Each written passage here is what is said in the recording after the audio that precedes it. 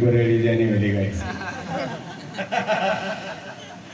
त्याच्यात आम्ही पूर्वी लहानपणी फुकटच जायचं आणि मी पोखरणीचा असल्यामुळं आमच्या गावाला रेल्वे स्टेशन त्या सर्वांनी तिकीट काढून बसा टीसी मास्तरी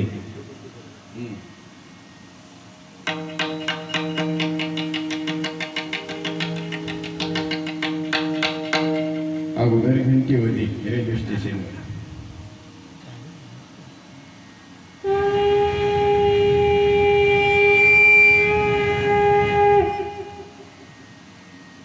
काय लागते तिकीट